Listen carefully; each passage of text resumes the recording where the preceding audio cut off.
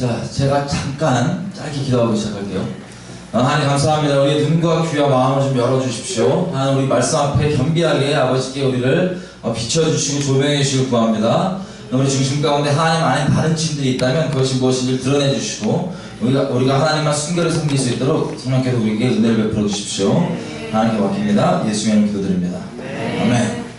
예, 오늘 저희가 나눌 내용은 다른 게 아니고요. 이스라엘 백성들이 여기서 하나님이 아닌 다른 것들을 어떻게 섬기게 됐는지 그것들을 좀 나누려고 합니다. 아시겠지만 여러분 성경에 보면은 이스라엘 백성이 하나님을 버렸나요? 안 버렸나요? 성경에서 한 번 버렸어요? 아니면 자주 버렸어요? 자주 버렸습니다. 자주 엄청 버렸습니다. 우리 성경을 읽다 보면 그런 거 느끼신 적 있어요? 처음에 보면은 이게 막 뭐 광야에서 이스라엘 백성이나 이런 데 보면은 답답하잖아요. 막 이 등신들이 이거 왜 하나님 버렸을까? 나와서 안 버렸을 텐데 뭐 이런 마음들. 처음에는 이제 하나님 믿을 때는 그렇게 보이다가 나중에 시간이 점점 지날수록 어떤 마음이 들어요? 이 인간들이 곧 누구의 모습이다? 내 모습이구나. 이렇게 하면서 심령이 아주 가난해지고 겸손해집니다.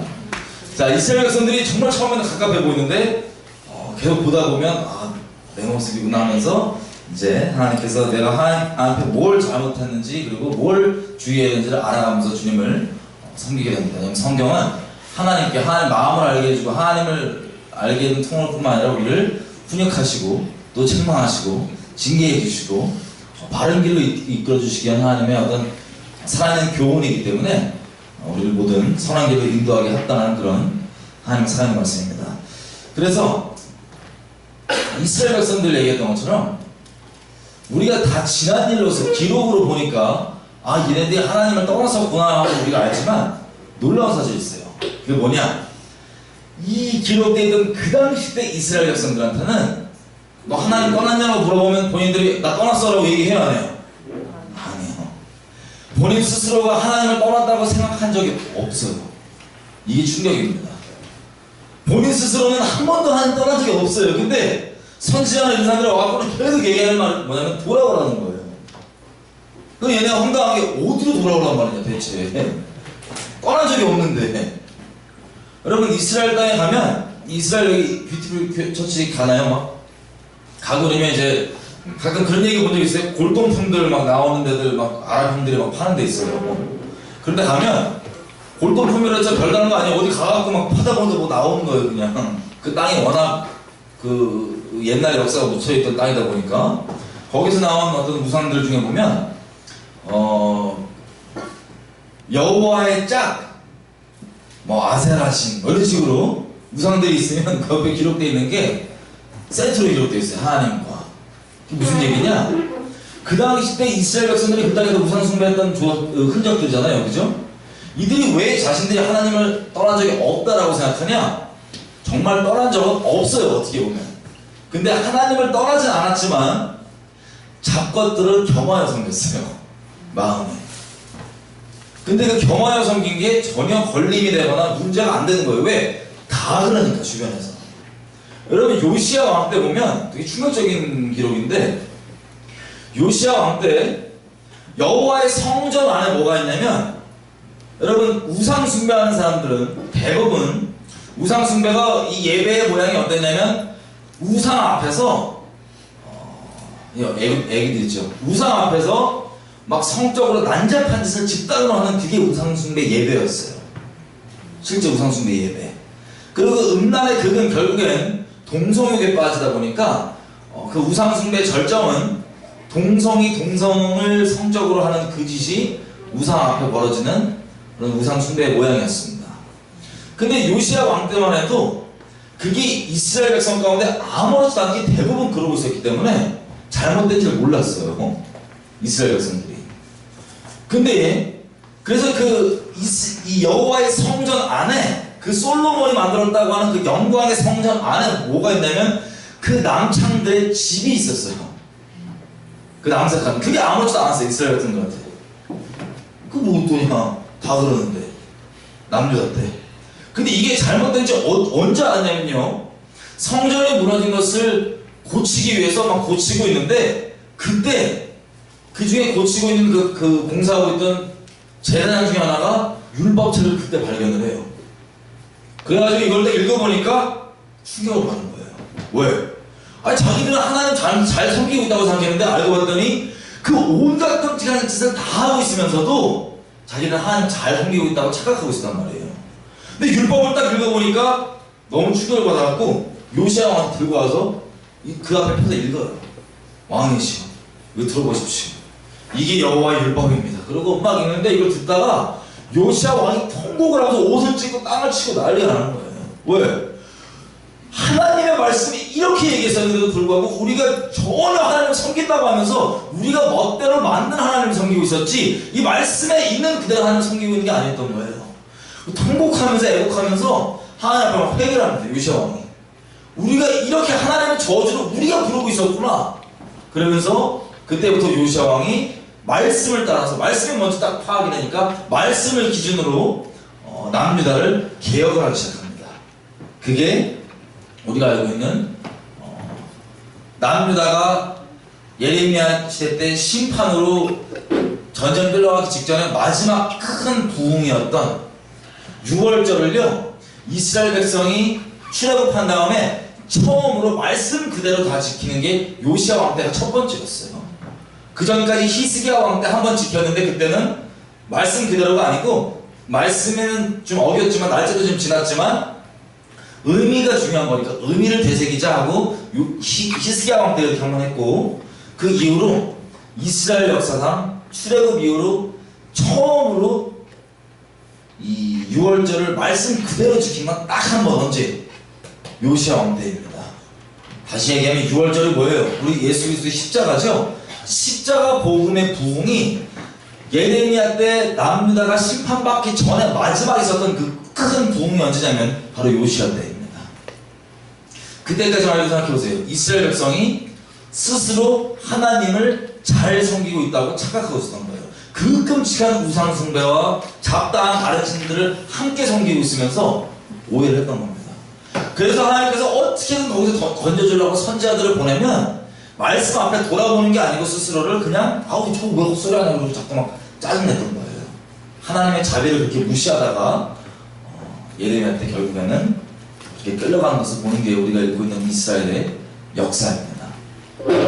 자, 근데 이 역사가 우리가 처음에 얘기했던 것처럼 이스라엘이 여기 나오는 이 성경에 나오는 모양들이 사실 우리의 지금 모양과 크게 다를 바가 없는 걸 우리가 신앙생활하면서 확인을 하게 됩니다. 근데 그게 다를 바가 없다고 해서 그게 옳은 게 아니에요. 내 모습이 성경에서 내 모습이 여기 있네라고 찾아졌다고 해서 옳은 게 아니에요. 예를 들면 이런 겁니다.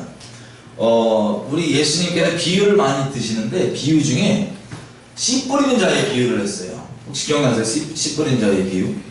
씨를 막 뿌렸는데 길가에 그냥 떨어진 씨가 있고 그래서 그냥 새들이 와서 그냥 먹고 그리고 뿌려졌는데 돌짝밭에 뿌려지기도 하고 그리고 얕은 데 뿌려져서 싹이 나긴 나는데 금방 말라 비틀어지고 그리고 싹이 나도 가시 때문에 가려져갖고 못 자라고 그리고 마지막에 옥토밭에 뿌려져서 30배 60배 결실을 맺는다 뭐 이런 얘기를 들어보신 적 있죠? 흔히 이런 말씀을 보다 보면 각자의 마음밭이 여기다 나와요. 세상에 나는 세상 염려 근심 때문에 말씀을 받을 때는 믿음으로 기쁘게 받는데 근데 좀 이렇게 약간 세상의 유혹에 흔들리지 이러면서 기뻐하시는 분도 있고 또 맞아 이게 참 여러 가지 거기 나온 비유들을 보면서 자기를 보고 기뻐하시는 분들이 있어요. 잘 보시들이 있습니다. 여러분 네 가지 종류의 마음밭이 나오는데요. 그 중에서 옥토밭 외에는요 열매를 맺지 못한다는 거예요. 옥토밭 외에는 하나님께 속해 있지 않다는 거예요. 이해가 되세요? 근데 옥토밭 외에 나머지 세 개 중에 나를 발견하고 어머 나야 이러면서 좋아하시면 거기서 넘으시면 큰일 나는 겁니다. 이해가 되시죠? 발견하면 안 그래야지 이렇게 돼야 되는 거예요. 이게 하나님께서 우리에게 성경을 주신 이유입니다.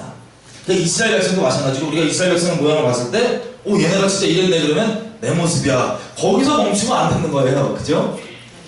얘는 잘못했으니까 이걸 보고 난 안 그래야지라고 돌이키고 주님께 똑바로 가야 되는 게 성경을 주신 이유입니다. 예, 아멘이시죠? 네. 그런 차원에서 우리가 왜 이스라엘 백성이 다른 신을 섬기면서도 스스로 속이고 스스로도 오해하고 잘 하나님을 섬기고 있었는지 착각했는지를 확인을 해볼 겁니다. 요즘 시대에 맞게. 자, 우리가 읽었던 데살로니가 후서 보니까 이 내용이 뭐냐면 이거예요. 마지막 때야 되는 얘기가 나옵니다. 마지막 때가 온다고 하니까 이제 데살로니가 교회들이 막 호들갑 떠는 거예요. 누가 와갖고 야 언제가 마지막 때다 언제다 그러니까 막 호들갑 떨고 난리가 나니까 바울이 타임라인을 시간표를 딱 짚어주는 거예요. 뭐라고 얘기하냐면 3절 봐라 이제 쫄지 마라. 마지막 때 주의 날이라 그러죠. 자, 정말 성경에서 말하는 인류 역사 전체의 마지막 때도 있고 이스라엘에게는 그리고 개인에게는 각자의 정해진 죽음의 날이 있을 거 아니에요. 이제 심판의 날. 그때도 주의 날이 될 수 있죠. 자, 이스라엘도 와서 다 시대별로 적용이 되는데 전체로 한번 얘기를 해보면 이렇게 얘기하는 거예요. 쫄지 마라. 뭐가 먼저 있냐면 3절에 먼저 뭐가 일어난대요? 먼저 뭐가 일어난대요? 배교가 일어난대요. 배교. 여러분 이 배교는 세상 사람들이 하는 거예요? 아니면 교회라고 하는 사람들이 하는 거예요? 세상 사람들은 배교할 게 없어요. 이미 그냥 아직 주님께 속이지 않기 때문에 배교할 게 없어요. 그죠? 배교는 누가 하냐면 하나님을 믿는다고 하는 사람들이 하는 게 배교입니다. 먼저 배교하는 일이 있대요. 그 다음에 주님의 날이 오리고 끝날이 오니까 종말이 오니까 배교가 있는 걸 됐을 때 그때 이 순서가 먼저다. 그러니까 쫄지 마라 라 그래요. 배교가 우선이 있으면 그 다음부터는 종말이 임한다는 겁니다. 자, 근데 이 배교가 뭐냐면요 3절 끝에 보면 이렇게 됐어요. 저 불법의 사람 곧 멸망의 아들이 나타나기 전에는 이르지 아니하리니 4절 그 사람은 대적하는 자고 모든 일에 일컫는 하나님이나 숭배함을 받는 자 위에 뛰어나 자존하여 하나님의 성전에 앉아서 자기를 모여 하나님이라 하느니라. 자, 이 사람이 누구냐면 성경에서 얘기하는 적그리스도입니다. 적그리스도가 그냥 단어 그대로 의미를 얘기하면 막 뿔 달고 막 그 뭐 빨간 꼬리 흔들고 막 그러면서 막 나 마귀야 이런 애들이 아니고요. 광명의 천사를 막 하고 와서 어디 앉냐면 하나님 자리에 대신 딱 앉아요. 자기가 하나님이라고 얘기하는 거예요. 근데 충격이 자, 배교를 한다 그러죠. 요한계시록에 나와 있고 쭉 보면 이 적그리스도가 등장하는데 교회가 적그리스도를 숭배하는 거예요, 안 하는 거예요? 마지막 때 배교가 일어난다면 숭배하는 거예요. 여러분 이 믿기세요? 교회가 적그리스도는 마귀 자식인데 쉽게 얘기하면 그죠? 교회가 적그리스도를 숭배하는 일이 성경에는 벌어진대요. 그게 배교예요. 여러분 지금 한번 상상해보세요. 가능할 것 같으세요? 교회들이 하나님이 아니라 다른 걸 섬기는데 기꺼이 그러고 무릎 꿇고 섬기는 거예요. 여러분들이 그게 와닿았던 와닿지 않으시던 말씀이 그렇다고 합니다. 진리 말씀이 그렇다고 하는데 그게 일어나 안 되는 거예요. 그리고 과거에도 몇 번 이미 일어난 사례들이 있습니다. 자, 적그리스도가 왔는데 이걸 경배를 한다. 이유가 있어요. 이 배교는요, 배도라고 그러죠. 배교.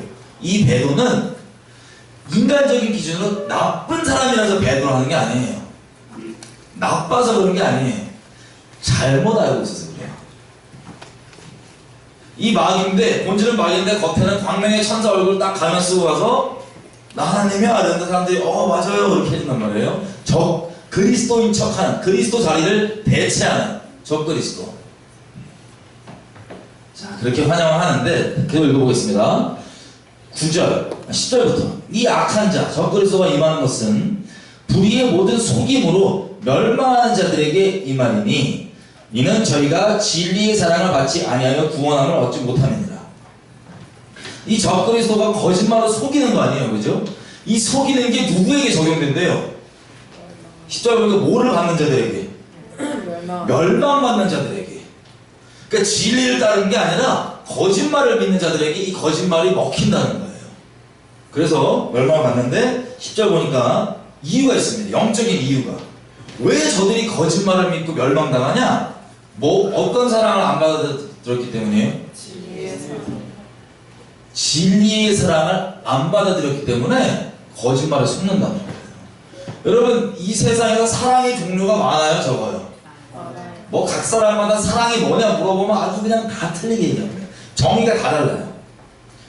자, 여러 케이스가 있지만 요즘 현대의 예수 안 믿는 요즘 사람들 얘기해보면 어떤 사람은 심지어 하룻밤 원나잇 스탠드 이런 것도 사랑이라고 얘기해요. 그리고 동성끼리 성욕이 부를 듯이 일어나는 것도 사랑이라고 얘기해요.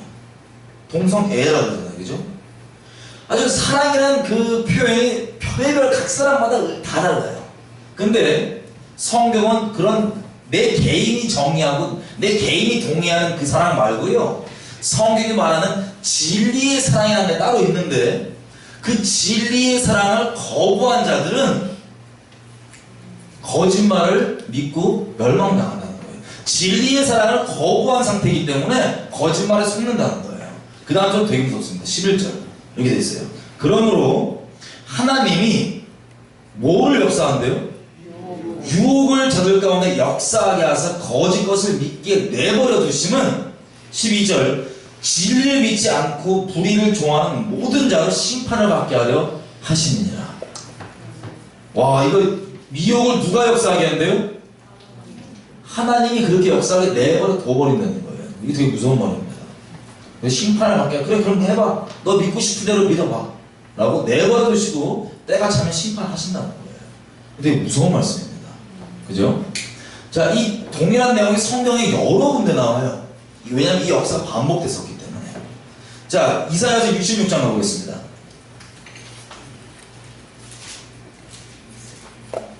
이사야서 66장.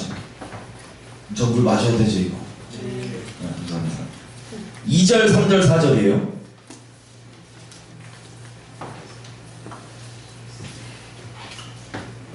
이사야서 66장 2, 3, 4절.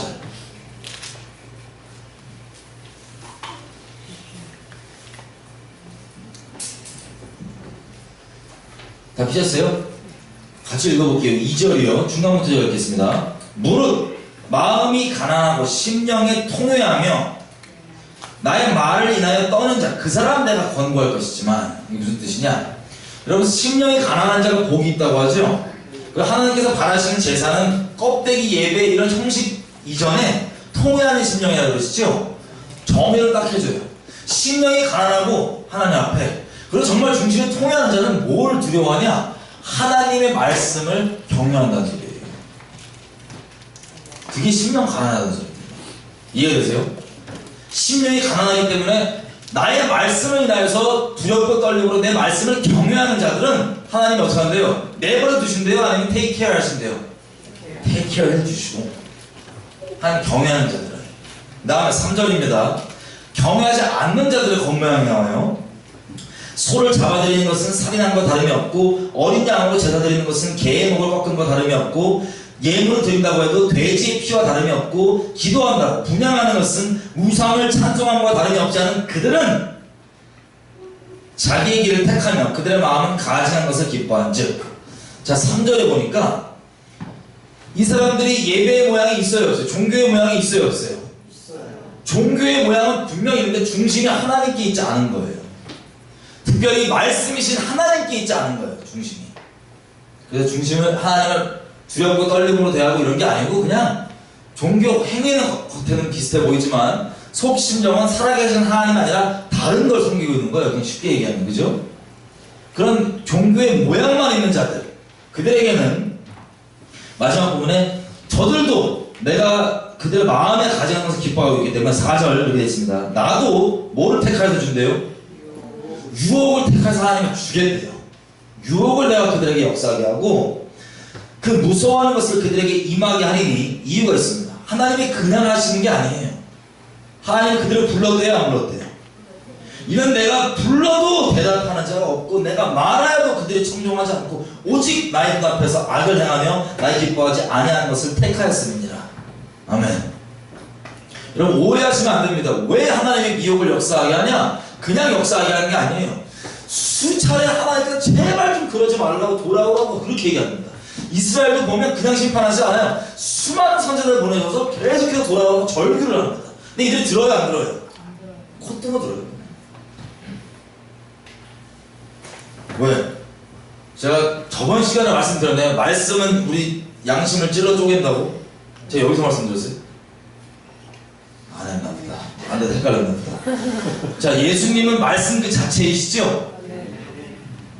히브리서에 나와 있어요. 하나님의 말씀은 살아있고 운동력이 있는데 어떤 운동력이 있냐면 날카로운 양날을 검같아요. 그래서 내 스스로를 아무리 내 스스로 속여갖고 난 괜찮아 뭐나 이러고 있어도 말씀이 들어가면 심령이 확 찔러갖고 내가 숨겨놓은 막 골수까지 다 들어가서 내 중심에 하나님이 있는지 뭐가 있는지가 확 드러나게 해주시는 거예요. 그게 말씀이 역사하는 내용입니다. 그래서 말씀을 듣는 사람들 다 찔려하는 거예요. 성경에 보면 전체 다. 베드로가 설교 딱 하죠. 뭐라 그래요? 하나님 여러분 축복하시는 이 설교가 아니에요. 니네가 하나님이 보내신 메시아를 저 가증한 이방인의 손을 빌려하고 니네가 잡아주겠다. 그러니까는 애들이 막 찔려 가로되 우리가 어찌할꼬 그랬더니 회개해서 회개해라. 그때 회개하고 3,000명 5,000명 성령 받고 막 그러죠. 자, 말씀은 우리 중심 가운데 내 중심에 하나님이 있는지 없는지를 확인시켜주고 없다면 하나님이 우리를 정죄하고 끝내는 게 아니고 낙인 찍는 게 아니고 그 정죄함을 통하여서 생명을 얻게 살려주시는 게 하나님의 말씀입니다. 회개를 통하여서 하나님의 말씀을 경외하는 사람들은 그 말씀 앞에 구원을 얻는 거예요. 그래서 예수님은 말씀 자체이시잖아요. 이분이 돌아다니면 심령이 찔려요 안 찔려요? 이분 같이 있으면 엄청 찔려요. 이게 제가 화요일날 그 스터디 때 했군요. 양심이 엄청 찔려요. 그래서 그 말씀에 두렵고 떨림으로 반항하는 사람들은 바로 무릎 꿇고 다윗의 자손이 시여하고 구원을 얻습니다. 근데 여기 지금 이사야서 66장 3절처럼 종교의 모양으로 흠이 없어 보이는 이 서기관과 바리새인은 어때요? 거부하고 지옥의 길로 가는 거예요. 불쌍하게. 예수님 대적하고 진리이신 예수님을 대적하는 자리 가운데 계속 앉아있다가 그렇게 예수님까지 직접 잡아 죽인 이후에 본인들도 지옥 가고 멸망당하는 그 끔찍한 꼴을 겪습니다. 그래서 복음서에 보면 예수님께서 와서 얘기를 하고 얘들이 못 알아들어요. 그렇게 공부 많이 하고 막 똑똑하다고 말씀 맨날 연구한다고 하는 애들인데 예수님이 얘기를 비유를 딱 대면 애기들까지 알아들어요. 이 진리는 어려운 말이 아니거든요. 애기들까지 알아들어요. 근데 이 똑똑하고 공부 많이 한다는 애들은 눈과 귀가 막혀갖고 못 알아들어요. 제자들이 물어봐요. 주여. 아까 저희가 얘기했던 그 씨 뿌리는 자의 비유도 마찬가지예요. 주여 저거 애들이 왜 못 알아들어요? 그랬더니 이사야서에 기록된 바 저들이 듣기는 들어도 깨닫지 못할 것이고 보기는 보아도 보지 못하리라 하여 저들로 하여금 돌이켜 회개해서 생명을 얻을까 하노라. 무슨 뜻인지 알아요? 미혹을 역사하게 만들고 있던 그 물인 거예요. 미혹이 역사되어 있는 물인 거예요. 하나님께서 심판을 하시려고 이놈들은 돌이키지 못하게 하려고 내가 미혹을 역사하게 하고 있다. 무서운 말씀이죠? 여러분 지금도 마찬가지입니다. 이 시대가 마찬가지입니다. 하나님의 말씀을 경외하지 않고 그냥 아무도 예배드리고 예배 모였는데 이 종교의 껍데기에 내 인생과 내 신앙을 뿌리내리고 있으면 반드시 이 무서운 자리 가운데 있게 됩니다. 여러분 그러지 않으실 거죠? 예. 저희 같이 살자고 이 말씀드립니다. 협박이 아니고 같이 살자고. 이 시대가 많은 세대가 이 상태에 놓여 있습니다. 자, 그래서 보니까 이 미혹되는 사람들은 특별히 세상에서 막 사는 사람들이 아니고 이 배려된 사람들이 있죠. 아까 데살로니가후서 말씀과 계속 같은 부분인 거예요. 자, 디모데후서 가고 있습니다. 2장.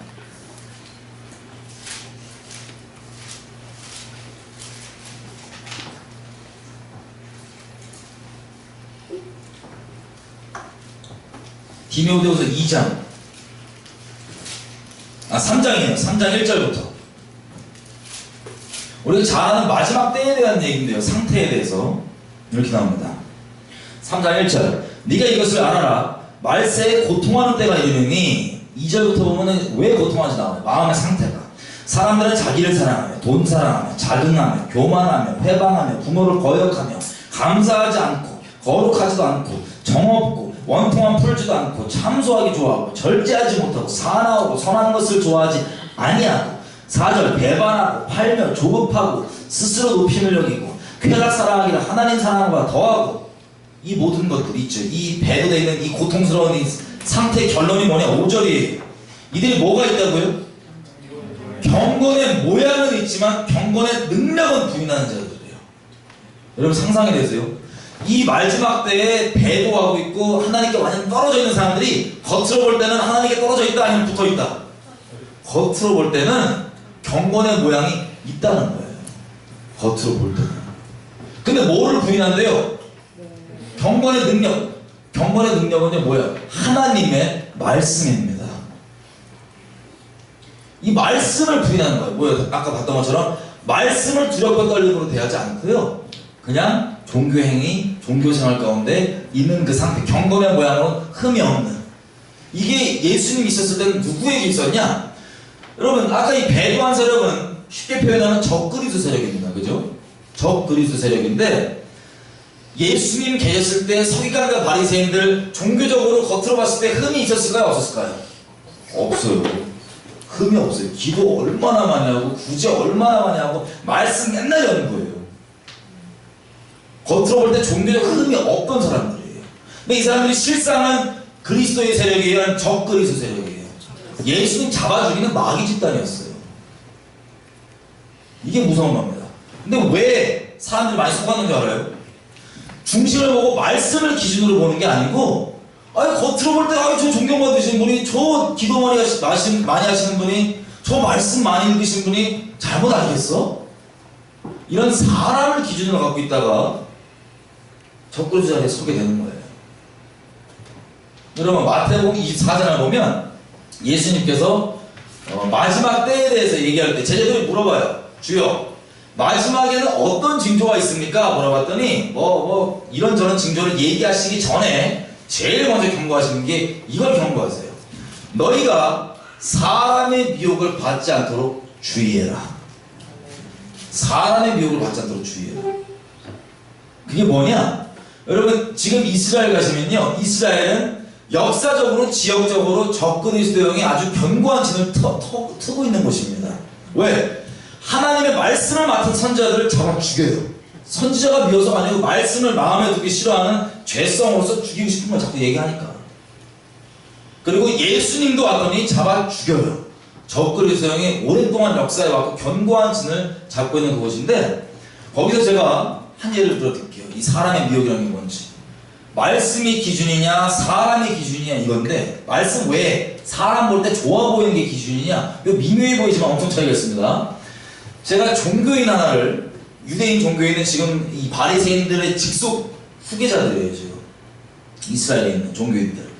자, 전도를 하겠습니다. 성령의 인도하신 거. 그래서 구약만 가지고, 신약을 그들이 안 보니까 구약만 가지고 복음을 정말 풀세트로 다 전했어요. 성령 인도하신 거. 그래갖고 이 친구가 이게 들어가서 난리가 나는 거야. 앉지도 못하고 막 걸어다니면서 난리가 나는 거야. 네 말을 들으면 성경에 말하고 있는 메시아가 예수래. 여러분 맞아요 아니에요? 맞죠? 그 제가 맞다고, 말씀이 얘기한 대로만 믿으면 된다고. 아 나 못 믿겠다 못 믿겠다. 계속 만져보자래요. 그래서 자기 막 랍비 전화하고 난리가 났어요. 다행히 랍비가 전화가 연결이 안 됐어요. 근데 이스라엘 이해가 없어갖고 랍비 전화 연결됐으면 제가 여기 없을 수도 있죠 지금. 막 다리 절고 있을 수도 있고. 어쨌든 다행히 전화 연결이 안 됐는데, 이 친구가 그 갈등을, 진짜 이게 말씀이 보면은 메시아가 되는 거예요. 예수가. 그다음 결국에는 이 갈등을 하다가 안 믿겠대요. 그래서 왜 안 믿냐 물어봤더니 이유가 충격적입니다. 이렇게 얘기해요. 봐라, 우리의 랍비들이 아주 오랜 수천 년 동안 랍비들이 있었는데 그들이 인생을 하나님께 헌신했어요 안 했어요? 엄청나게 헌신했어요. 맨날 말씀 연구해요. 맨날 기도해요. 맨날 구제해요. 그 하나님께 자기 삶을 드리고 헌신하는 그 랍비들이 여지껏 그러면 잘못 알았겠냐 몇천 년 동안? 저한테 이렇게 얘기하는 거예요. 여러분께 묻겠습니다. 몇십 년 동안 잘못 알은 거예요? 아니면 똑바로 알은 거예요? 잘못 알은 거예요. 여러분 사람이, 우리 인간적으로 봤을 때 종교적으로 아무리 감동이 되고 놀라운 일을, 종교적 행위를 했다 할지라도요, 말씀이 기준이에요? 그 사람의 종교적인 게 기준이에요? 말씀이 기준이죠? 아멘이죠? 이 간단한 거에 다 속아요. 왜? 내가 존경하는 목사님 성경을 막 몇만 번 만났네. 내가 존경하는 선교사님 기도를 금식을 얼마나 많이 했는데 그 자체가 나쁘다고 얘기할 수는 없지만 그럼에도 불구하고 말씀을 기준으로 봤을 때 말씀에 다른 얘기를 한다. 그러면 여러분들은 말씀을 잡으실 거예요? 아니면 그 사람을 보고 그걸 따라서 사람을 따르실 거예요? 말씀 따르실 거죠? 이것만 되면 미혹 안 돼요. 근데 이 간단한 게 안 돼요. 사람이 워낙 이해가 되시죠? 이게 새로운 말도 아니고 부담스러운 걸 요구하는 것도 아니고 원래 하자던 대로 우리가 어렸을 때부터 익히 들어왔던 대로 말씀을 기준으로 삼자 이겁니다. 이러면 안 속아요. 근데 왜 이스라엘도 그렇고 이 마지막 때에 다 배교를 하냐? 배교를 하냐? 잘 보십시오. 제가 이제 직간접적으로 아는 사람 둘을 얘기를 해볼게요. 청년들. 교회에서 이 정상적으로 곱실이 교회에서 봉사하면서 잘 자랐어요. 한 청년. 이 청년이 교회에서 막 청년부 임원직도 맡고 뭐도 하고 이러다가 단기 선교를 간 거예요. 아프리카로 교회에서. 단기 선교를 갔는데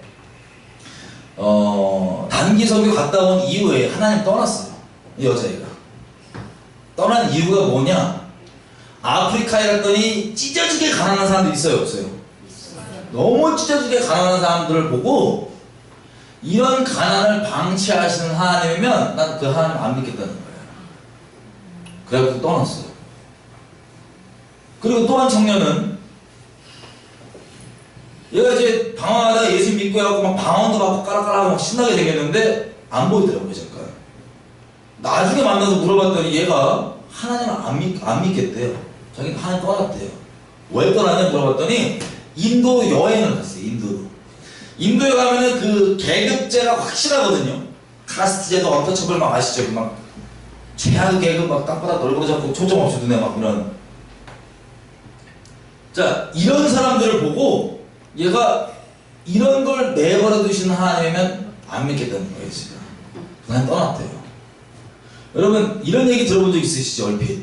아니면 요즘 시대에 이럴 수 있습니다. 야, 뭐 내가 다 해봤는데 그거 해도 안 되더라, 야. 나도 왕년에 너 때는 신앙생활 열심히 해봤는데 안 되더라, 야. 이러고 떠나신 분들. 아니면 떠나지는 않고 마음은 떠났는데 몸은 아직 남아있는 분도 있어요. 야, 안 돼, 이렇게 하면서 안 된다고 자기 경험상 얘기하시면서 마음은 안 떠났는데 몸은 앉아있으신 분들. 등등등. 그럼 이런 분들 뭐 직간접적으로 들어보시거나 만나본 적 있으실 거예요. 그럼 질문입니다. 이분들이 왜 떠났을까요? 이 마음 상태에는 아주 충격적인 내용이 들어있어요. 이분들 마음에는 본인이 생각하는 하나님의 이미지가 있어요. 이미 하나님은 이래야겠다 라고 하는 본인이 마음속에 만들어 놓은 하나님이 존재해요. 근데 자기가 일상에서 실제 살아계신 하나님과 자기 마음속에 있는 자기가 만든 하나님과 부딪히게 된 거예요. 그랬더니 달라요. 그러면 여러분 어떻게 하실 거예요? 신앙생활 하시다가 여러분들 하나님이 이런 하나님인 줄 알고 여러분 마음속에 어떤 하나님이 여러분이 만든 그려는 인식 못할 수도 있어요. 지금 여러분 생각에 하나님이 이러실 거야. 여러분 하나님은 이래. 아유, 교회 가면 각자 하나님 다 틀려. 하나님 그렇게 일하시는 분 아니야. 저런 분 아니야. 다 틀려. 각자 하나님 있거든요, 마음에. 근데 실상 가운데 생활하다가 딱 인카운트가 됐더니 이 실제 하나님과 내가 만든 하나님과 부딪혀 상충돼. 그럼 여러분 어떻게 하실 거예요? 그때가 하나님을 더 깊게 알게 되는 기회입니다. 왜요? 우리는 말씀이 기준이죠? 그래서 이게 부딪히면 하나님을 떠나요, 안 떠나요? 안 떠나요. 혼란스러울 수 있어요. 주여, 이게 뭐죠? 이럴 줄 알았는데 기도함 가운데 이렇게 하나님 앞에 머물다 보면 하나님께서 새로운 지경을 열어주십니다. 내가 미처 몰랐던 우주보다 크신 이 하나님이 어떠한 분이셨는지 내가 미처 못 보고 있던 부분들이 성경 안에서 그리고 살아있는 하나님 관계 안에서 열리게 돼서 하나님 더 깊게 맛보아 알게 됩니다. 하나님 안에 더 깊게 들어갑니다. 마음 안에 더 깊게 들어갑니다. 성경의 지경이 열립니다. 계시가 더 깊어집니다. 성경이 더 깊어집니다. 이해가 되시죠? 이런 식으로 하나님과 교제하면서 우리가 점점점 처음 내가 알고 있던 하나님 있죠. 처음 믿을 때 그 하나님과 내가 마음속에 있던 그 하나님의 이미지와 성경을 통해서 신앙을 통해서 알아가는 하나님과 똑같아야 하는 점점 더 깊어져요. 깊어지시죠? 다릅니다. 근데 떠난 분들은 안타깝게도 뭘 하는 거냐? 본인이 만든 마음속의 하나님을 기준으로 살아계신 하나님을 딱 만나고 봤더니 누가 더 선해요? 누가 악하다 이거예요. 마음속에 있는 하나님과 살아계신 하나님인데 누가 더 악하다는 거예요 지금. 살아계신 하나님이 악하다는 거예요. 하나님 머리 꼭대기에 앉아갖고 하나님을 재판한 거예요 지금. 나쁜 놈이구만. 딱 찍고 이딴 하나님도 안 믿겠다는 거예요. 이거 무섭지 않으세요 이거? 이게 사람들이 기본적으로 하고 사는 이게 죄성의 본질 깊은 거예요. 아니 죄성의 본질 1층이 본인이 만든 하나님과 살아계신 하나님을 그러니까 하나님의 기준은 굳이 얘기하면 선악의 기준이에요. 본인이 갖고 있는 선악과를 먹었잖아요. 왜 이름이 선악과냐? 그것 때문에 죄졌다 그러잖아요. 우리가 그것 때문에 죄인 됐다 그러잖아요. 뭐 선악과가 과실이 무슨 죄성 100% 이래서 그런 게 아닙니다. 하나님의 말씀이신 하나님이 유일하게 선악의 기준이신데 하나님을 선악의 기준으로 두고 살았단 말이에요. 하나님 여호와 입에서 나오는 말하는 대로 이렇게 하는 거예요. 예수님 뭐라 그래요? 나는 절대로 내가 내 스스로 판단한다 안 한다 하지 아니하노라. 그 대신에 누구에게 듣고 판단한대요? 아버지께 듣고 판단한다. 그럼 판단 아예 안 한다는 게 아니에요. 내 개인 의견으로 하는 내 감정, 내 느낌으로 판단하는 게 아니고 여호와의 살아있는 말씀으로 들을 때 내가 이건 이거구나 하고 안다는 거예요. 이해되시죠? 하나님의 말씀이 유일한 선악의 기준입니다. 근데 이 선악을 먹었다는 얘기 뭐냐면 말씀을 어기고 먹었잖아요. 그래서 자기가 하나님 자리에 앉아서 선악을 판단하는 재판장이 되어 있는 거예요. 이게 죄성의 본질이에요. 이걸로 살아계신 하나님을 재판 땅 때리고 저건 악한 자 하고 탁 때려가는 거예요. 이 세상 종교에는 어떤 이었냐면 그 스님 형님 이름이 뭐더라? 법륜? 이름 까먹었어요. 어떤 스님이 자기가 만든 피조물을 자기를 믿지 않는다는 이유로 지옥 보낸다는 그 하나님은 당최 믿을 수가 없다 라는 아주 강력한 선악의 재판을 딱 하셔갖고 이 얘기를 하면 좋다고 아멘 믿는 기독교 중에 믿는 것도 있어. 특이해요. 여러분 이런 식으로 사람이 하나님까지 재판하는 하나님이 앉으셔야 될 그 재판장 자리에 앉아있는 게 죄성의 본질입니다. 그런데 마음 안에는 이미 우리가 자라면서 선악의 기준들이 생겨요. 죄인이 되다 보니까 선악의 기준들이 생겨요. 근데 우리가 지금 태어난 이 시대는 어떤 시대냐면 포스트 모더니즘 시대라고 그러죠. 포스트 모더니즘 시대. 이걸 풀어서 얘기하면 절대 진리가 있다 없다? 없다는 거예요. 우리는 절대 진리를 인정하지 않는 포스트 모더니즘 시대에 태어나서 살다 보니까 그 세상에 말하는 선악의 기준들이 우리 심령 가운데 우리도 모르게 자라면서 이미 다 들어와 있는 거예요. 그 아까 하나님을 떠난 친구들은 세상으로부터 본인도 모르게 어렸을 때 습득받았던 그 선악의 기준으로 자기 마음속에 있는 하나님이 있는데 만든 다른 신이에요. 이 하나님이 있는데 그 기준으로 살아계신 하나님을 재판하고 버린 거예요. 그래서 다시 얘기하면 배도는요 나중에 결정적이다 하는 게 아니에요. 이미 마음으로 하나님이 아닌 살아계신 하나님이 아닌 다른 신들을 섬기는 배도함 가운데 있기 때문에 자연스럽게 배도를 하는 겁니다. 자연스럽게. 그래서 스스로도 배도했다고 생각도 못해. 왜? 나 하나님 잘 섬기겠는데. 여러분 오프라 윈프리 아시죠? 지금 뉴에이지 전도자가 됐잖아요. 이분이 이런 얘기를 하더라고요. 자기가 목사님 설교를 듣는데 목사님께서 질투하시는 하나님 얘기를 했대요. 근데 그 얘기를 딱 들으면서 자기 영의 뭔가가 딱 안 맞더래. 안 맞더래. 그래서 버렸대요. 여러분 하나님 질투하시는 분이에요? 아니에요? 성경에 하나님께서 질투하시는 분이에요? 아니에요? 질투하시는 분이시죠? 근데 자기 영에 안 맞는다고 그게 걸림이 됐다고 버렸대요. 오프라도 마찬가지 케이스예요. 그래서 본인은 우리가 알고 있는 대로 뉴에이지 전도자인데 본인은 하나님 버렸다고 생각을 안 해요. 자기 마음 가운데 있는 포스트 모더니즘 이 세상이 얘기해준 선악의 기준으로 만들어진 하나님을 계속 섬기고 있는 거거든요. 옛날 이스라엘 백성이 계속 그랬던 것처럼요. 되게 무서운 얘기입니다. 지금 말씀드리는 얘기. 여러분 질투는 왜 합니까? 내가 결혼하는데 아내가, 저 뒤에 아내가 있어. 내가 이 아내를 목숨 다해 사랑해. 내 목숨보다 더 사랑해요. 그럼 눈 뒤집혀 안 뒤집혀요? 확 뒤집혔을 거 아니에요. 그죠? 그 이 옆에 내가 나 아니 다른 잡것권으로 하나. 그럼 질투 나요 안 나요? 사랑하면 나요. 이해되세요? 그 죄성 질투 막 세상 말로 꼬장 부리는 그런 질투 말고요. 사랑하기 때문에 내가 사랑하는 대상이 나 아닌 다른 걸 사랑하다 나오는 그 질투가 나오고 그게 불같다고 성경에서 수도 없이 얘기합니다. 자, 근데 이 성경의 말을 하는 거 다르게 질투가 안 맞아 하고 버린 거예요. 그럼 지금 시대 많은 분들이 그렇게 믿어요. 자기가 만든 하나님. 그래서 이 강단에서요 말씀을 있는 그대로 전하잖아요. 여러분 질문입니다. 마태복음 23장에 보면 서기관과 바리새인들, 적그리스도 세력이에요. 배도한 세력, 배도돼 있는 이들이 이렇게 얘기해요. 아우 우리 옛날에 선지자님들이 요즘 우리랑 같이 살았으면 우리가 핍박 안 했는데 아우 옛날에 무식한 것들이 배도해갖고 아우 이러고 있었단 말이에요. 그래서 예수님이 니네가 그때는 안 그랬다고 얘기하는데 니네 똑같은 놈들이라고 피부까지 치워봐라 다 죽여봐라 이러는 거예요. 예수님이. 여러분 질문이에요. 세례 요한 강단에서 요즘에 교회에 가서 서 있다. 세례 요한이 하나님의 사람이에요 아니에요? 하나님의 사람이죠? 강단에 딱 섰다. 환영받을까요? 아니면 난리 날까요?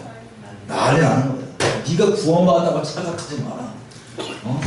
네가 아브라함 자손이라고 착각하지 마라. 이 돌들로도 아브라함 자손 만들 수 있고 회개에 합당한 열매를 맺어라 라고 막 질러대요. 아브라함 자손들인데 그러면 난리 신학 원정부터 시작해서 저거 내적 치유받아야 돼요. 막 저거 상처가 깊어서 저래요. 지금 이 시대가 말하고 있는 교회에서는요 하나님의 사람 예수님 포함 핍박당해 그대로 맞아 죽어요. 예수님처럼 진짜 눈치 안 보고 계속 진리만 얘기하잖아요. 십자가 못 박아 죽일 거예요 우리도. 왜?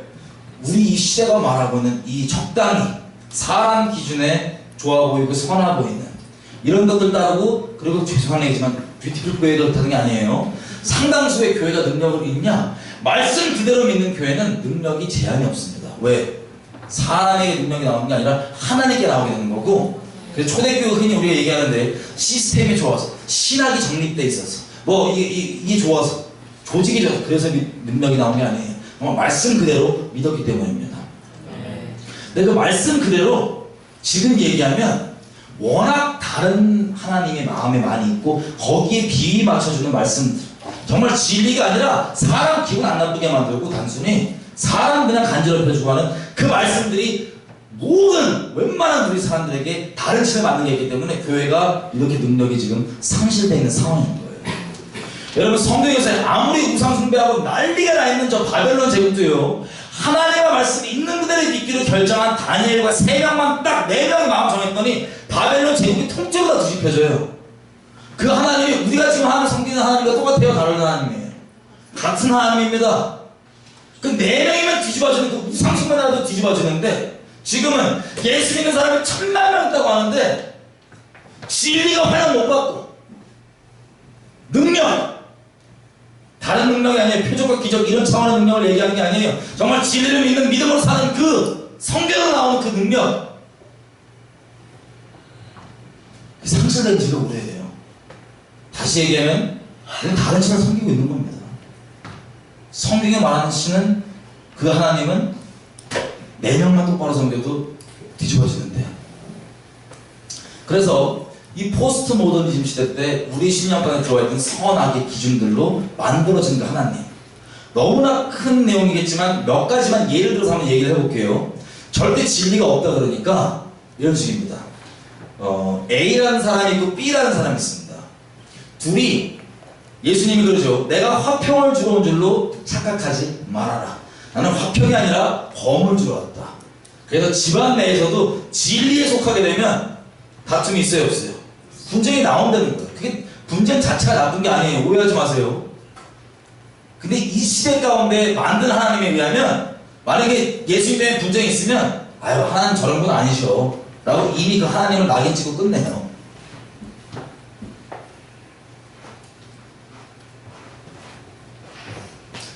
자, 마음속에 있는 이 하나님이 A가 있고 B가 있으면 예를 한번 들어볼게요. A는 진리에 대해서 둘이 얘기가 있는데 분쟁이 붙었어요. 예를 들면 진리 때문에.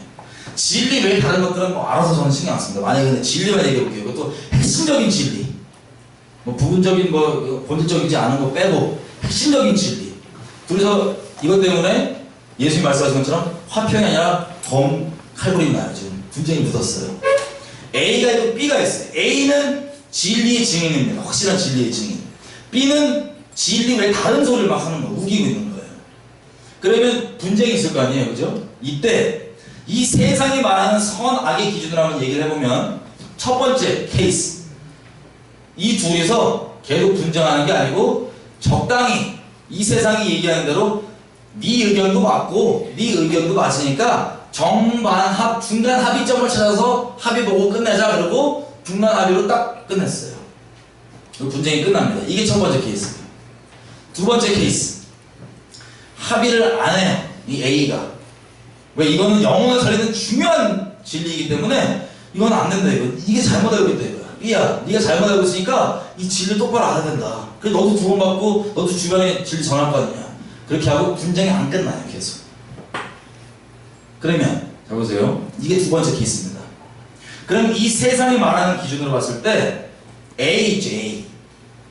A가 첫 번째 케이스 때 칭찬받을까요? 욕먹을까요? 합의 봤을 때 중간에 진리 그냥 합의 봤을 때 칭찬받아요.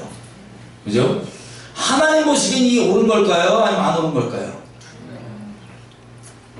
두 번째 케이스, 끝까지 A가 타협을 안 하고 네가 돌아와야 된다라고 이렇게 증인으로 서 있어요. 분쟁이 계속 있어요. 분쟁이 안 끝나요.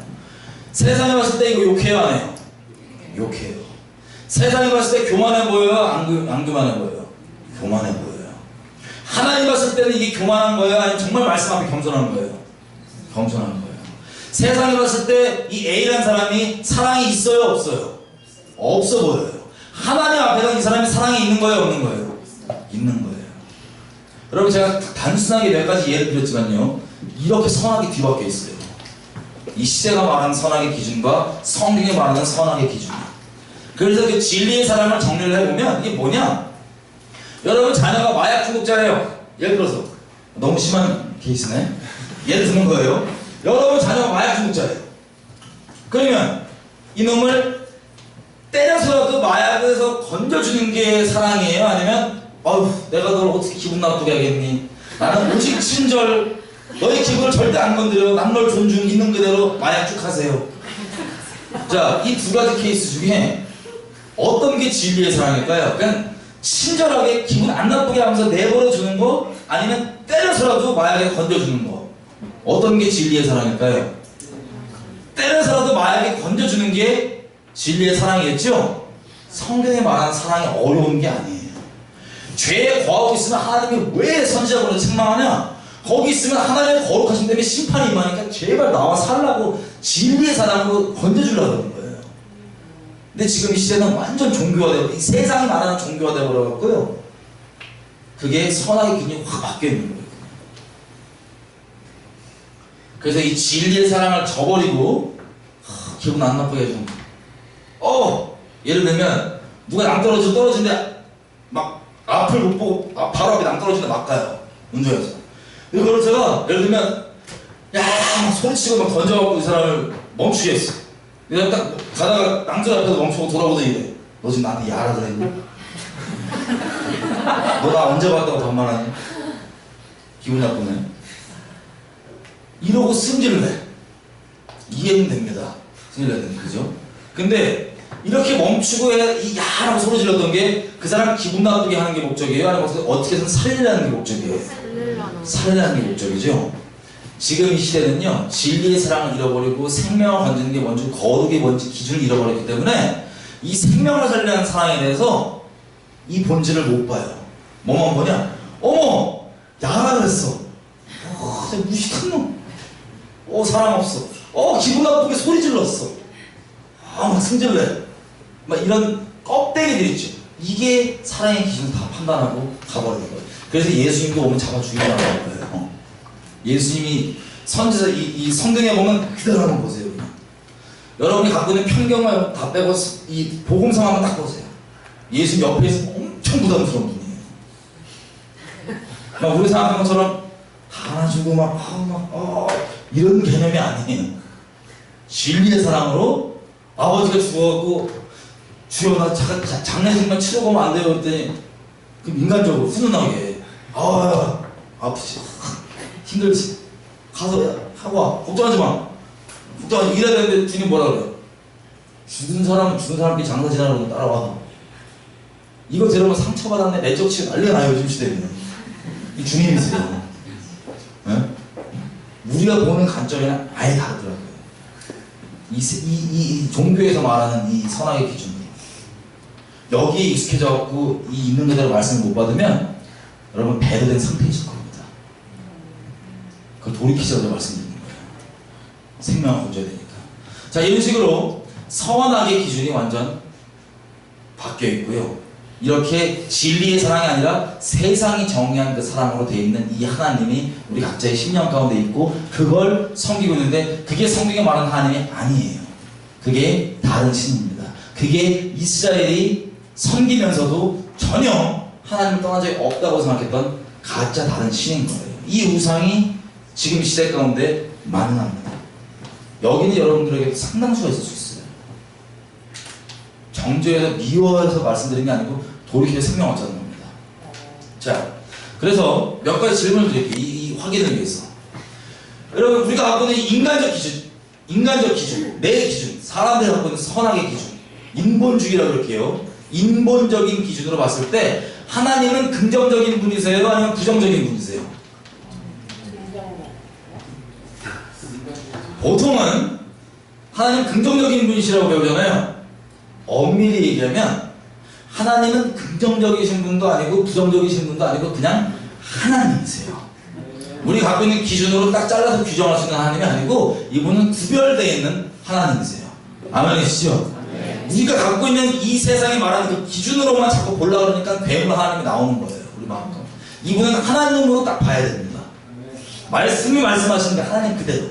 아멘이시죠? 또 여쭤볼게요. 하나님이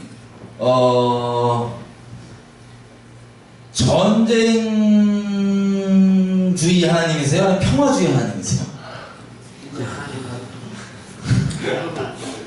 보통은 우리가 하나님은 둘 다 아니고 구별된 하나님이세요. 이해되시죠? 정치 성향으로 보면 좌우 보수층 다 마찬가지입니다. 자꾸 이 세상이 만들어놓은 틀로만 하나님을 보려고 그러니까 오해하는 거예요.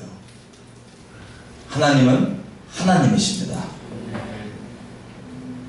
자, 그래서 그 하나님을 섬겨야 되는데 이 적그리스도의 영이 뭐냐? 야금야금 우리에게 접근을 해서 진리를 인간 기준에 봤을 때 선해 보이는 그럴싸한 말로 대체를 하는 거예요. 하나 둘씩. 성경이 말하는 겸손이 있어요. 이 세상이 말하는 겸손이 있어요. 근데 성경이 말하는 겸손을 이 세상이 말하는 겸손으로 야금야금 대체를 딱 시킵니다. 이 세상이 말하는 사랑이 있고요. 성경이 말하는 진리의 사랑이 있어요. 근데 그 진리의 생명 건지는 그 진리의 사랑을 야금야금 접근해서 이 세상에 말하는 가짜 사랑으로 바꿔놓습니다. 이렇게 야금야금 바꿔놓으면 본인은 여전히 자기 마음속에 있는 선한 것을 따르고 선한 하나님을 섬긴다고 생각하면서도 살아계신 하나님을 섬기는 거예요? 아니면 다른 걸 섬기는 거예요? 다른 걸 섬기는 거예요.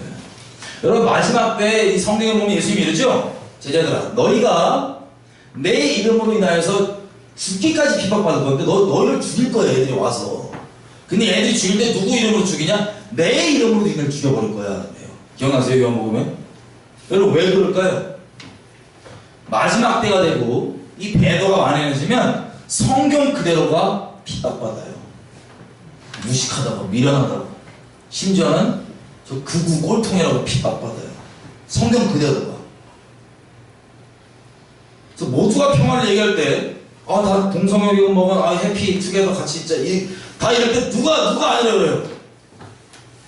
이 사람이 미워해서가 아니에요. 정말 영혼의 생명을 얻으려면 하나님 말씀은 이렇다라고 얘기하면 이 평화가 깨져야 안 깨져요 세상에. 깨져요. 그래서 이놈들이 테러범 취급받는 거예요. 예수님의 증인들이. 그래서 예수님의 정말 말씀 그대로의 증인들이 왜 마지막 때 죽임당할 때 죽이는 사람들이 예수의 이름으로 죽여버리냐? 그 사람들이 섬기는 예수는 성경이 말하는 예수가 아니고 뭐예요? 이 세상 기준으로 만든 다른 신 있죠? 그 예수를 섬기면서 저 말씀의 증인들을 보면 서기관과 바리새인들이 예수님 죽였던 거랑 똑같은 거예요. 저 불경하네. 와, 저 하나님의 이름으로 죽이는 거예요. 자기가 섬기는 그 선악의 기준으로 만들어진 하나님의 이름이고요. 이해가 되시죠? 자, 그래서 적그리스도에 빠지면 건물로 치면 우리가 신앙생활하면서 하나님께서 우리에게 견고한 이 좋은 빌딩을 내 터 위에 짓습니다. 이 비유를 드는 거예요. 1층, 2층, 3층 쫙 지어 올라가는데 2층, 3층, 4층은 비슷해 보여요. 하는 말이 똑같아요. 간판만 들어보면. 적그리스도에 붙잡힌 사람들. 근데 뭐가 다르냐? 1층이 달라요. 1층이. 근본 터가 달라요. 그래서 적그리스도에 붙잡히면 선악이 완전 뒤바뀌어 있는 상태로 하나님이 사랑하는 걸 미워하게 돼요. 그리고 하나님이 미워하시는 걸 사랑하게 돼요. 완전 선하게 바뀌는 거예요. 이사야서도 얘기한 것처럼 빛을 어둠이라고 얘기하고 어둠을 빛이라고 얘기하는 너에게 화 있을진저. 이스라엘이 몇 번이나 겪었던 거예요. 마귀가 똑같은 방식으로 계속 접근해서 미혹을 하기 때문에. 자, 그래서 또 한 가지 이것만 얘기하고 우리 기도했으면 좋겠어요. 결론은 어떻게 하면 여기서 벗어날 수 있냐? 이 미혹에서 하나님의 말씀을 경외하고 내가 중심으로 예수님만을 추구할 때 가능합니다. 예수님만을 추구한다는 건 무슨 얘기냐? 이런 뜻이에요. 우리가 이제 예수님과 같이 이제 신앙생활 하다 보면 예수님이 안 시켰는데 우리 스스로 시나리오를 쓸 때가 많아요. 예수님은 얘야 저기 가봐라 라고 말씀해 주셨는데 거기만 가봐라까지만 말씀해 주셨는데 나는 이미 시나리오가 저희 가봐라 그랬으니까 저희 가면 대박 나겠네? 이거 예를 들면 저희 가보면 뭐가 뻥 터지고 막 대박 나는 거겠네? 라고 주님이 말씀하지 않은 것까지 시나리오를 쫙 써요 우리가. 그 다음에 막상 좀 지나갔더니 주님이 가라는 건 분명히 맞는데 대박이 터져요? 아니면 쪽박이 계속 나와요? 쪽박이 좀 나온다 그러면 시험 받기 시작하고 정말 주님이 맞았나? 그리고 심지어는 하나님 하면 만든 하나님으로 무조건 뭐 대박 뭐 이런 공식이 있는 만든 하나님들에게 또 핍박받고 난 하나님 섬기는 게 아닌가 봐 엄청 방황하시고 막 그러죠?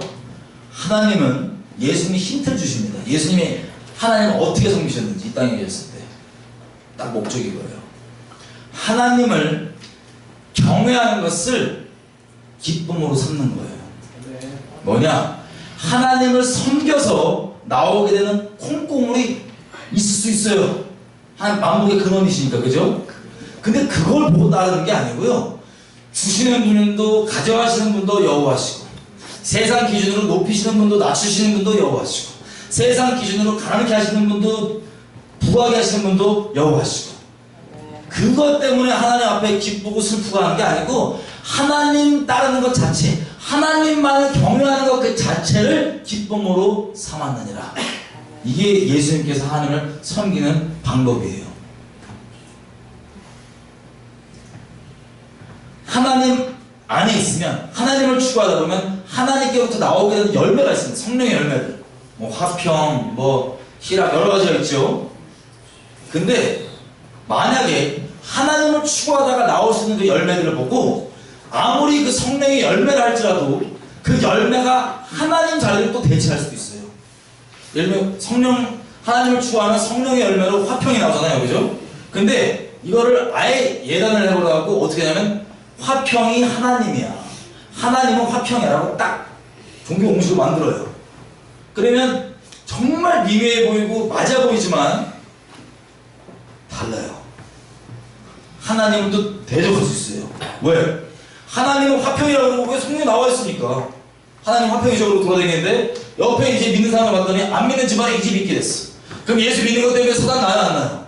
사단이 나요 집안에. 근데 사단 나고 이 사람이 감사하게 타협을 안 하고 증인으로 계속 서 있어요.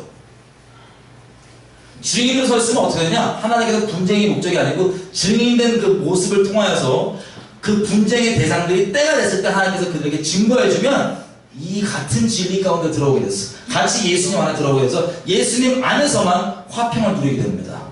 그게 하나님께서 분쟁을 허용하시는 이유예요. 근데 내가 화평의 하나님이라고 하는 아주 미묘해 보이지만 내가 만든 공식으로 또 다른 내가 만든 하나님이잖아요. 그죠? 살아계신 그 유기적인 하나님이 아니라. 그러면 딱 보다가 지금 한창 예수 믿고 안 믿는 집안에서 증인으로서 싸우고 있는데 막 분쟁이 나니까 내가 이렇게 얘기해요. 에이 하나님 저렇게 일 안 하셔. 하나님 화평의 하나님이야. 너 잘못 믿고 있는 거야. 라고 헛소리해서 이분의 믿음을 도와주는 게 아니고 이분의 선한 싸움을 도와주는 게 아니고 초치기도 하고 심지어는 초치 정도가 아니고 대적까지도 하고. 여러분 이런 식으로 우리 심령 가운데 내가 어떤 하나님을 믿고 있느냐. 그래서 성경은 얘기할 때 우리가 하나님을 따를 때 내 지식에서부터 마음에서부터 완전 다 지우고 포맷을 완전 해버린 다음에 마음에서부터 지식에서부터 새롭게 하심을 입은 새 피조물, 이게 성경이 얘기하는 예수님 안에 거듭난 사람입니다. 여러분 우리 지금 기도할 때요 이걸 기도했으면 좋겠어요. 이 답은 두려워하지 마시고요 하나님만 순결히 따라가기로 마음을 잡잖아요. 우리가 지식으로 뭘 알아서 뭘 몰라서 하나님을 못 따라가는 게 아니에요. 하나님은 우리의 마음을 감찰하시는 분이십니다. 겸손한 자에게 은혜를 베푸시는 분이시고요 교만한 자를 물리치시는 분이십니다. 고린도전서 8장 이렇게 얘기해요. 사랑은 우리를 겸손케 하지만 지식은 내가 안다 하면 우리를 교만케 한다. 하나님 앞에 내가 말씀 앞에 두렵고 떨리고 하나님 나를 인도해 주십시오. 하나님 나를 어린 양처럼 붙잡아 주십시오. 성령이 약속하십니다. 그 보혜사 성령이 오시면 너희를 모든 진리 가운데로 인도하시리라. 그래서 내가 만든 하나님 말고 이 세상이 말하는 그런 하나님 말고 정말 하나님을 따르기 원하는 하나님을 사랑하는 순결히 사랑하는 마음으로 겸손함으로 말씀 대신 하나님만을 경외하는 마음으로 성령의 인도하심을 한 걸음 한 걸음 받는 게 하나님께서 모든 진리 가운데 인도하시며 주님과 동행해 주시는 방법입니다. 지금 제가 기도할 때 하나님 성령이 조명해 주십시오. 내 마음 가운데 내가 말씀이 말하는 살아계신 하나님을 섬기는 게 아니라 내가 만든 하나님을 섬기는 게 있다면 하나님 제가 내려놓게 해주십시오. 내가 하나님을 재판하는 자가 아니라 하나님께 판결을 받는 자로 하나님께 판단받는 자로 겸손함으로 주님을 순결히 따르기 원합니다. 내 마음에 맞는 하나님으로 하나님 머리 꼭대기에 앉아있는 자가 아니라 하나님을 한 걸음 한 걸음 손잡고 따라가기 원합니다.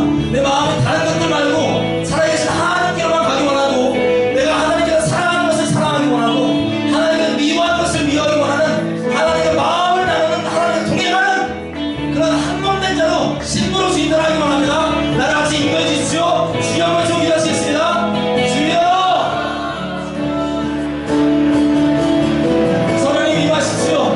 우리에게 임하셔서 죄에 대해서 의에 대해서 심판에 대해서 우리를 책망하시고 우리의 주님을 따를 수 있게 도와주십시오. 우리 마음 가운데 우리가 만들어 놓은 만든 하나님을 다 내려놓게 하시고 주님의 기회를 갖고 내 중심 가운데 살아계신 하나님 아니면 만든 하나님에게 돌아간다면 회개하고 하나님 따라가는 수 있도록 도와주십시오. 아버지 마지막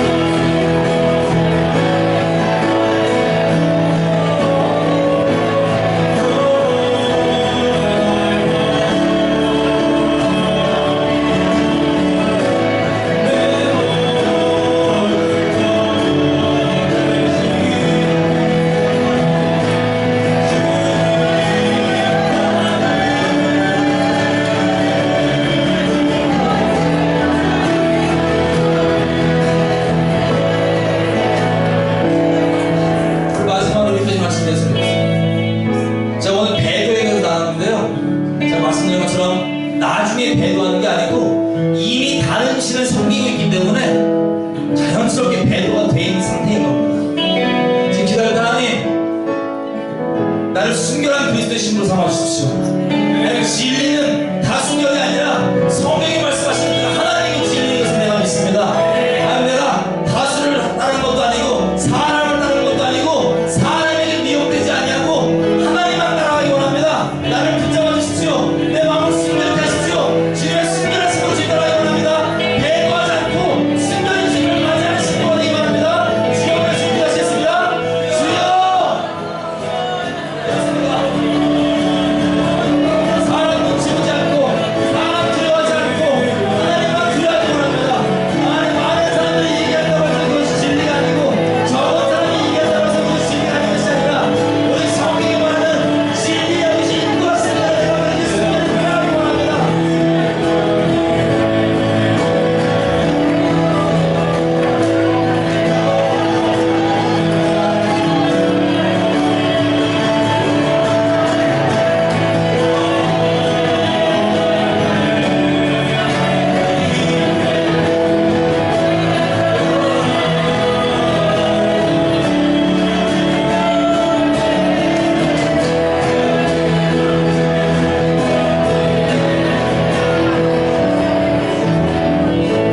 저는 정말 마지막으로 하나만 기도할게요.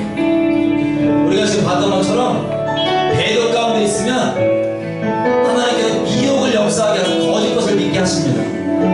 제가 저번 시간에 나왔던 것처럼 우리 민족교회는요 이미 신사참배 때 배도를 했습니다. 그 배도를 정확하게 하나님 앞에 회개하고 닿지 않았기 때문에 그 미혹이 그대로 역사하고 있고 WCC나 북한 정권과 연합하는 이 배도 한가운데 있으면서도 스스로 무렵고 스스로 사람 많다고 착각하고 있는 배도 가운데 있습니다. 왜? 하나님의 심판이 예비되어 있기 때문에 그렇습니다. 지금 시간 기도할 때 우리 민족이 남북으로 나뉘어지고 북한이 좀 어려움을 겪고 영화 국제시장에서 보셨겠지만 이산가족을 통해서 그렇게 어려움과 아픔을 겪었던 이 모든 이유들이 이 민족의 아픔을 겪는 모든 이유들이 우리들 교회들 때문입니다. 아니